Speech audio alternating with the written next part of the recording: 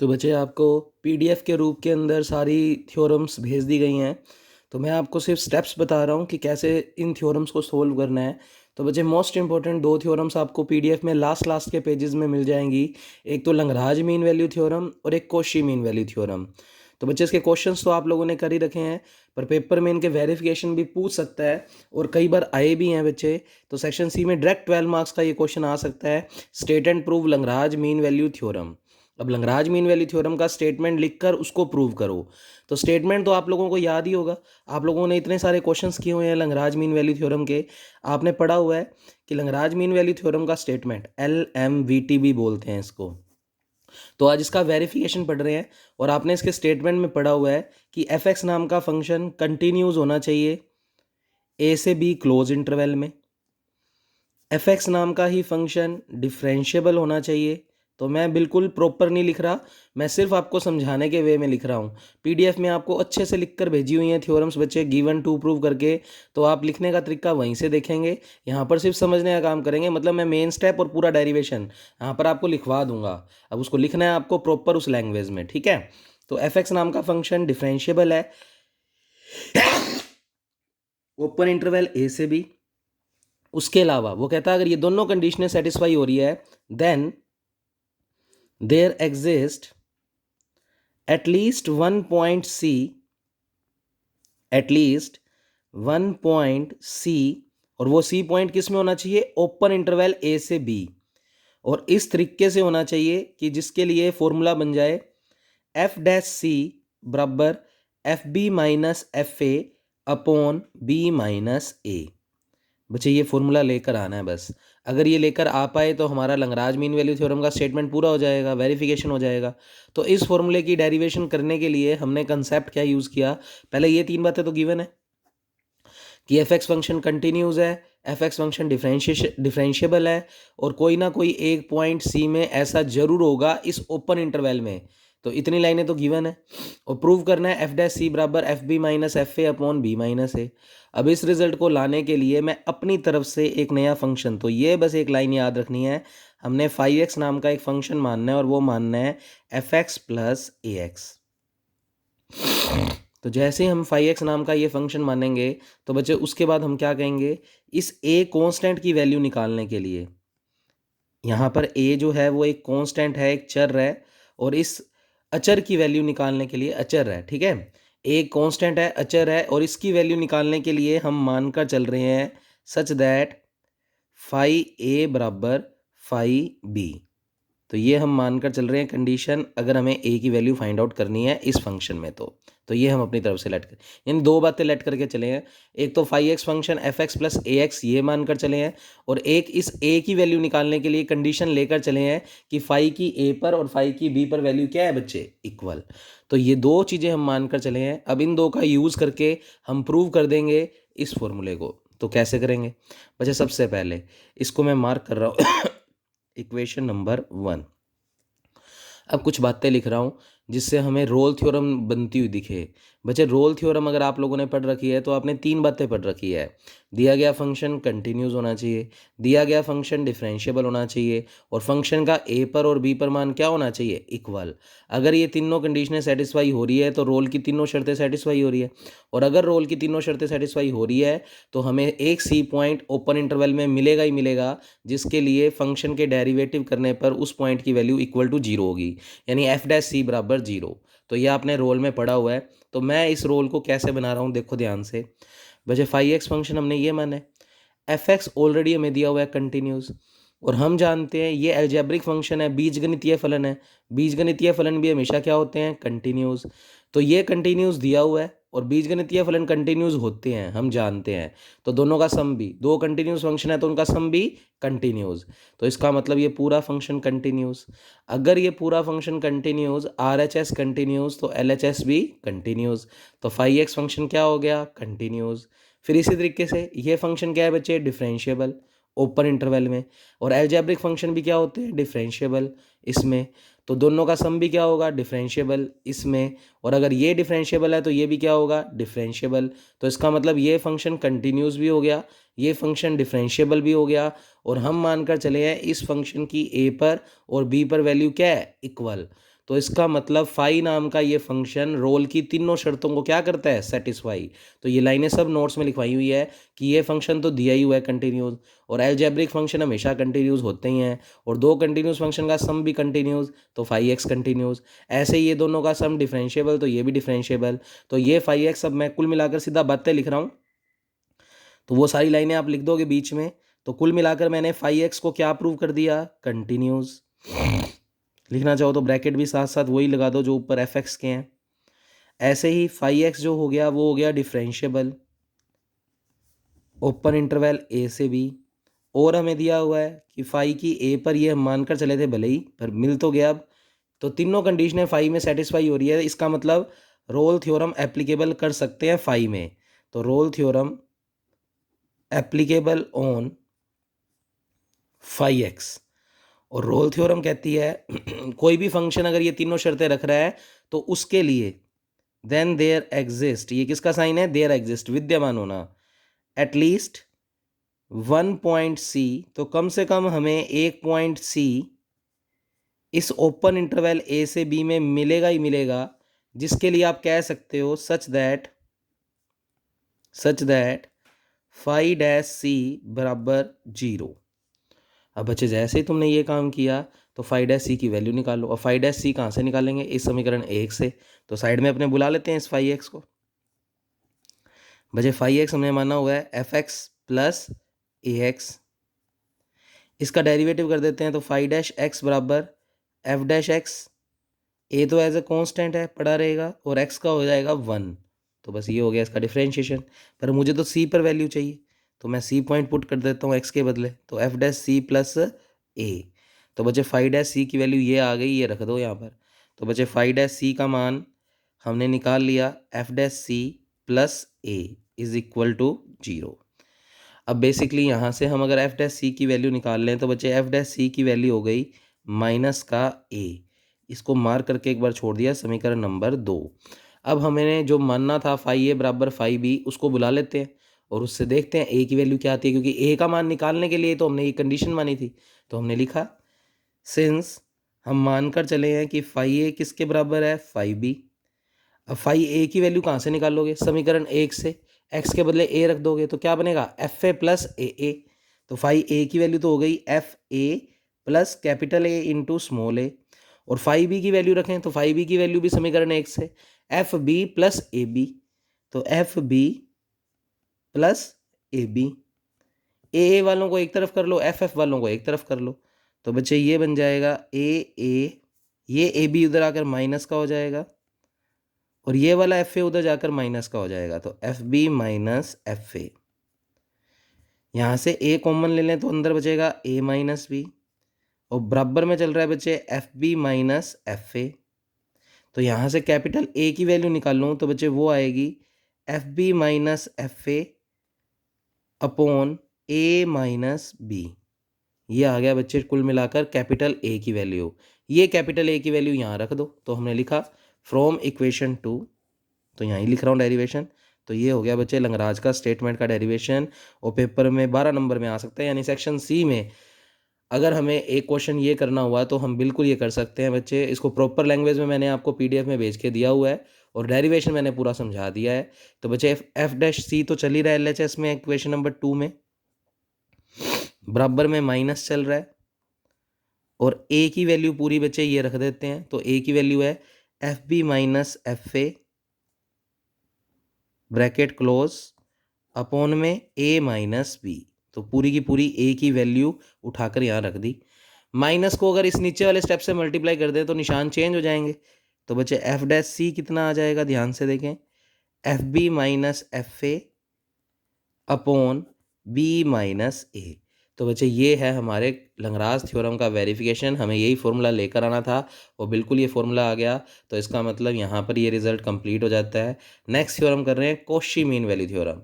तो बच्चे इस तरीके से आपका ये मीन वैल्यू थ्योरम वाला चैप्टर पूरा कंप्लीट अब हो चुका है।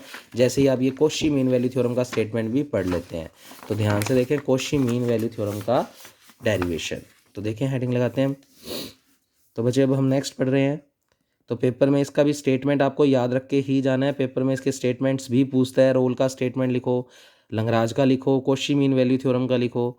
तो बच्चे ये है कॉशी मीन वैल्यू थ्योरम का वेरिफिकेशन।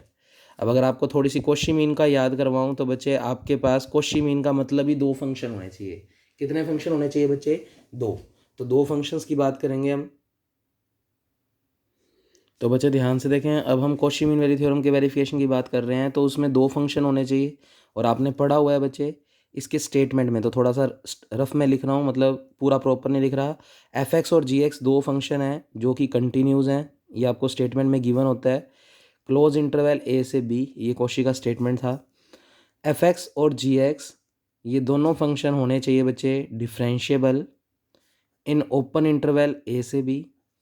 और आपके पास तीसरी कंडीशन थी G dash X not equal to zero for all X belongs to open interval A से बी। इस लाइन का मतलब है ए से बी ओपन इंटरवल में से जितने भी पॉइंट लोगे उन पॉइंटों पे फंक्शन का डेरिवेटिव कभी भी जीरो के बराबर नहीं होगा। तो ये तीन कंडीशनें क्वेश्चन में गिवन होती है। तो वो कहता है अगर ये तीन कंडीशनें सेटिस्फाई हो रही है then there exist at least one point C, एक point C open interval A से बी में ऐसा होगा ही होगा जिसके लिए आप कह सकते हैं F dash B C upon G dash C is equal to F B minus F A upon G B minus G A. ये फॉर्मूला हमें अब बनाकर दिखाना है, ये बना कैसे है। तो यही कॉशी मीन वैल्यू थ्योरम का स्टेटमेंट था कि अगर ये तीनों शर्तें सेटिस्फाई है तो हमें ए से बी इंटरवल में एक ऐसा सी मिलेगा ही मिलेगा जिसके लिए एफ डैश सी बटा G dash C is equal to F B minus F A upon G B minus G A. तो बच्चे ये फॉर्मूला हमें डिराइव करके दिखाना है। अब इस फॉर्मूले को डिराइव करने के लिए मैंने कंसेप्ट क्या यूज़ किया बच्चे, वही मैं एक फंक्शन मानकर चलूँगा। तो इसके अंदर भी तो डायरेक्ट मैं इसका डेरिवेशन स्टार्ट कर रहा हूँ। इसके अंदर भी मैं एक फाई एक्स नाम का फंक्शन अपनी तरफ से मानकर चलूँगा। तो ये लाइन याद रखनी है एफ एक्स प्लस ए इंटू जी एक्स, ये हम अपनी तरफ से मानकर चले हैं। इसको मार्क कर दिया समीकरण नंबर 1। इसमें भी ए कॉन्स्टेंट है। तो देखो पिछले लंगराज में हमने माना था एफ एक्स प्लस ए एक्स, अब एक्स की जगह रख दिया जी एक्स क्योंकि दो दो फंक्शंस की बात हो रही है।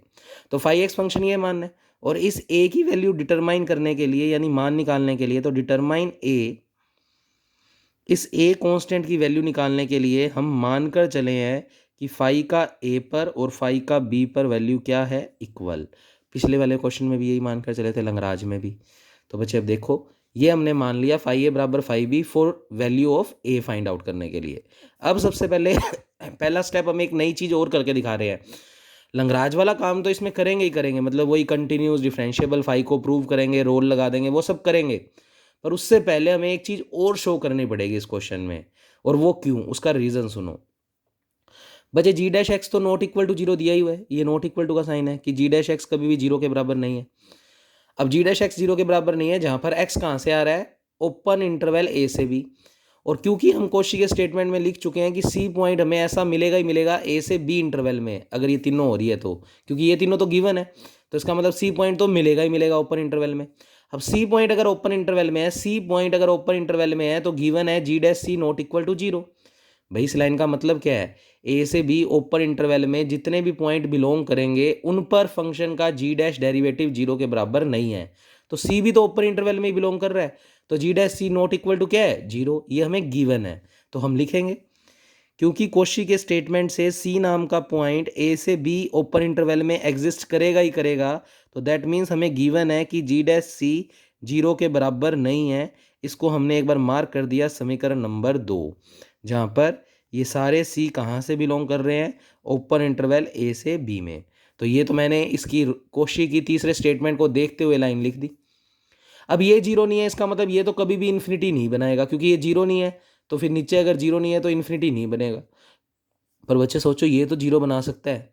अगर सोचो इसकी वैल्यू जीरो हो, अगर इसकी वैल्यू जीरो है तो अपोन में जीरो बनते ही इन्फिनिटी बन जाएगा, और इन्फिनिटी बनने का मतलब ये चीज़ तो एग्जिस्ट ही नहीं करेगी।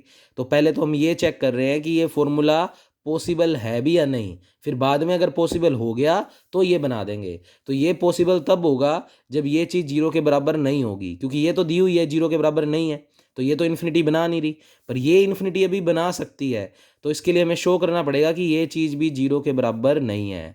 यानी हमें प्रूव क्या करना है पहले, ये फॉर्मूला तो बाद में प्रूव करेंगे, पहले ये शो करेंगे कि जी बी माइनस जी ए ये वैल्यू जीरो के बराबर नहीं है। अगर ये प्रूव हो गया कि ये जीरो के बराबर नहीं है तो इसका मतलब ये भी इन्फिनिटी नहीं बनाएगी, और नहीं बनाएगी तो ये फॉर्मूला एग्जिस्ट कर रहा है। फिर बनता कैसे है वो देखेंगे बाद में, तो पहले ये चीज़ शो करनी है। अब मेरे पास इस चीज़ को प्रूव करने का कोई तरीका नहीं है। जब भी अपने पास कभी थ्योरम को प्रूव करने का तरीका ना हो, आपको पता होना चाहिए कि हमेशा उस थ्योरम को फिर प्रूव करने के लिए कॉन्ट्राडिक्शन मेथड लगाएंगे। और कॉन्ट्राडिक्शन यानी विरोधाभासी नियम, जो चीज़ प्रूव करनी है उसका उल्टा मान लो, तो हम लिखेंगे as a contradiction. As a contradiction मैंने मान लिया कि ये चीज़ शायद इक्वल टू जीरो है, तो उसने बोला था प्रूव करो कि जीरो नहीं है, मेरे पास तरीका नहीं था तो मैंने उल्टा मान लिया। मैंने मान लिया ये चीज़ इक्वल टू जीरो है। अगर इक्वल टू जीरो है तो जी बी बराबर क्या आ गया, जी ए, तो ये अपने आप आ गया। अगर मैं इसको जीरो मान लेता हूँ तो जी बी बराबर क्या आ गया, जी ए। और अब कुछ बातें करते हैं बच्चे। जी एक्स फंक्शन स्टेटमेंट में गिवन है, कंटिन्यूज है। जी एक्स फंक्शन गिवन है, डिफरेंशिएबल है। और अपनी लाइन आ चुकी है जी ए बराबर जी बी। तो रोल की तीनों शर्तें जी एक्स में क्या हो रही है, सेटिस्फाई। तो मैं क्या लिखूंगा इसके बाद, क्योंकि जी एक्स गिवन है कि वो कंटिन्यूज है, किस में, कंटिन्यूज को हिंदी में बोलते हैं सतत, ए से बी इंटरवल में। जी एक्स गिवन है कि वो डिफरेंशिएबल है, और डिफरेंशिएबल को बोलते हैं अवकलनीय है, ओपन इंटरवल ए से बी। ये दो लाइनें तो ऊपर गिवन ही है, और हमने प्रूव कर दिया किसी तरीके से जी ए बराबर जी बी।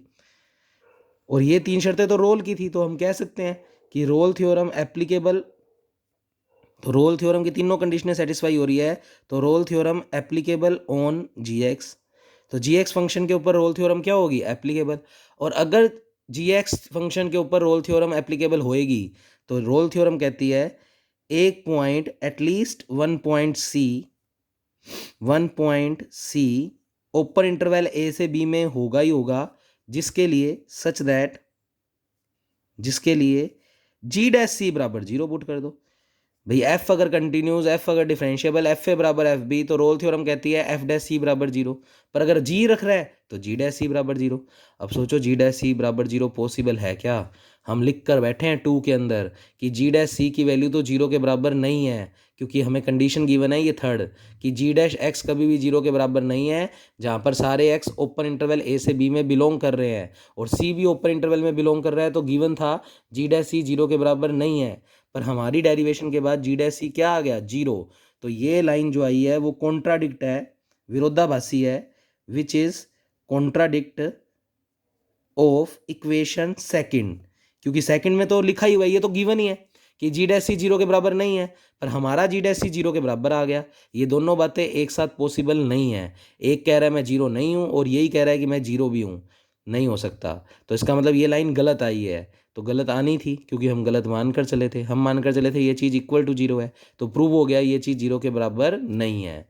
तो ये जो चीज़ हमें प्रूव करनी थी वो प्रूव हो गई कि ये चीज़ जीरो के बराबर नहीं है। तो हम लिखेंगे which is contradiction of equation two, क्योंकि गिवन है कि ये चीज़ जीरो नहीं है, हमारी जीरो आ गई जो कि गलत आई है। सो अवर एजम्पशन इज रॉन्ग। एजम्पशन को बोलते हैं जो हमने मानना वो गलत मानना, तो एजम्पशन का मतलब मानना। तो अवर एजम्पशन इज रॉन्ग। तो फिर सही बात क्या है, सही बात ये है कि ये वाली चीज़ कभी भी जीरो नहीं हो सकती। तो जी बी माइनस जी ए प्रूव हो गया कि वो जीरो के बराबर नहीं है। और अगर ये जीरो के बराबर नहीं है तो इसका मतलब ये कभी भी जीरो नहीं होगा, तो ये इन्फिनिटी नहीं बनाएगा। ये तो जीरो है ही नहीं, और ये हमने प्रूव कर दिया जीरो नहीं है। इसका मतलब ये फंक्शन, ये वाली चीज़ एग्जिस्ट तो कर रही है। अब प्रूव करेंगे ये फॉर्मूला। अब इस फॉर्मूले को कैसे प्रूव करेंगे, तो वही सारी कहानी लिखोगे बच्चे। एफ एक्स क्वेश्चन में गिवन है कंटिन्यूज, जी एक्स भी क्वेश्चन में गिवन है कंटिन्यूज, तो कॉन्स्टेंट से मल्टीप्लाई कर देंगे तो भी continues, continues plus continues continues. तो बच्चे कुल मिलाकर आर एच एस कंटिन्यूज तो एल एच एस भी कंटिन्यूज। तो 5x नाम का फंक्शन प्रूव हो गया कंटिन्यूज। ये लिखनी है लाइन है तुम्हें कि एफ एक्स और जी एक्स गिवन है कंटिन्यूज, और हम जानते हैं कोई फंक्शन कंटिन्यूज हो तो उसका कॉन्स्टेंट के साथ मल्टीप्लाई कर दें तो भी वो क्या होगा, कंटिन्यूज। और दो कंटिन्यूज फंक्शन का सम भी कंटिन्यूज, तो आर एच एस कंटिन्यूज तो एल एच एस भी कंटिन्यूज। ऐसे ही एफ एक्स और जी एक्स दिया हुआ है डिफरेंशिएबल, तो कांस्टेंट से मल्टीप्लाई कर देंगे तो भी डिफरेंशिएबल। दो डिफरेंशिएबल फंक्शन का सम भी डिफरेंशिएबल, तो आर एच एस डिफरेंशिएबल तो एल एच एस भी डिफरेंशिएबल। तो बच्चे कुल मिलाकर 5x कंटिन्यूज आ गया। फाई एक्स डिफरेंशिएबल आ गया और हम मानकर चले हैं फाई ए बराबर फाई बी, तो फाई में भी रोल की तीनों शर्तें क्या हो रही है, सेटिस्फाई। तो मैं ये लाइनें तो नहीं लिख रहा कि ये कंटिन्यूस इनका सम भी कंटिन्यूस, मैं सीधा लिख रहा हूँ। तो ये बातें जो मैंने बोल दी वो आपको अपने शब्दों में लिखनी है। तो आप इसके बाद क्या लिखेंगे, ध्यान से देखें। तो इसके बाद हम कहेंगे बच्चे क्या, दैट इम्प्लाइज फाई एक्स नाम का फंक्शन, वो सारी वर्डिंग लिख दोगे तो कुल मिलाकर फाई एक्स क्या आ गया, कंटिन्यूस ए से बी क्लोज्ड में, क्योंकि एफ एक्स और जी एक्स कंटिन्यूस थे क्लोज में। फिर यही फंक्शन क्या आ गया, डिफरेंशिएबल, पर वो आएगा ओपन इंटरवल में। और हम मानकर चले थे फाई का ए पर और फाई का बी पर मान क्या है, इक्वल। और अगर ये तीनों चीज़ें हो रही है तो रोल थ्योरम इसमें क्या हो रही है, सेटिस्फाई। और रोल थ्योरम अगर सेटिस्फाई हो रही है किस में, ऑन फाई एक्स पे लगा रहा हूँ। तो फिर रोल थ्योरम कहती है कोई ना कोई कम से कम एक बिंदु सी, एटलीस्ट वन पॉइंट, इसको बोलते हैं कम से कम one point C open interval A से बी में ऐसा होगा ही होगा जिसके लिए आप कह सकते हैं फाई डैश सी बराबर जीरो। तो बच्चे किया हमने। अब फाई डैश सी बराबर जीरो, तो बच्चे अपने रख दो, ये फाई डैश सी की वैल्यू निकाल लो। तो अपने साइड में लिखते हैं कि फाई एक्स क्या माना हुआ था हमने, फाई एक्स हमने इस वाले आर्टिकल में माना था एफ एक्स प्लस ए इंटू जी एक्स।